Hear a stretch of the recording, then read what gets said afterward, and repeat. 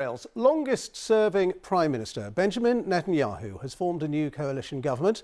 It's the most right-wing in the country's history, with controversial plans to expand Jewish settlements.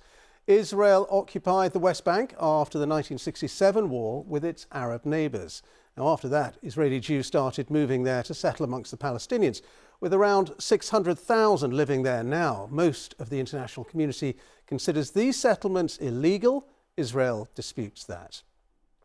Well, since the election, settler violence has increased in the West Bank city of Hebron. From there, our Middle East correspondent Tom Bateman sent us this report. The Markieh family say they feel under siege from Israeli settlers. Here we meet children far too familiar with fear and violence, as we found out. In front. Can we go out?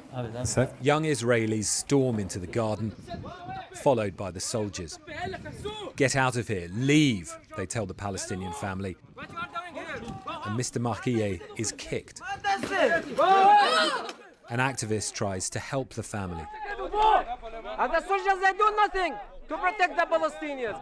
If a Palestinians do that, you will take him to the jail or shoot him. In this city like no other, it's the ones who stormed in that seem protected and are soon gone with a handshake.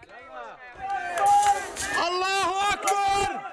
In late November, the street faced an even worse attack.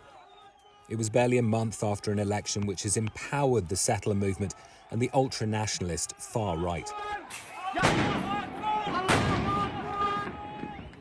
Days later, an Israeli peace activist was beaten, while another soldier was filmed as he hailed the extreme right.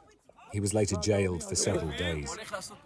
Asked about the incidents of settler violence, the army said it acts to stop it and police carry out investigations. But human rights groups routinely dismiss those as a whitewash.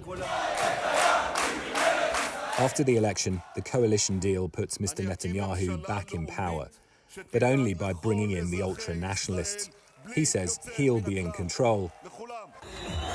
However, many fear the extremism in a year already racked with violence.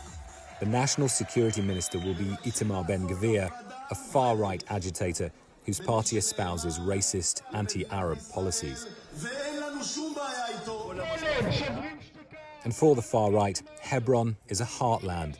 Settlers here voted overwhelmingly for Mr. Ben-Gvir's alliance. He was a person who put a framed picture of a mass murderer on his wall at home, described him as a hero. Doesn't that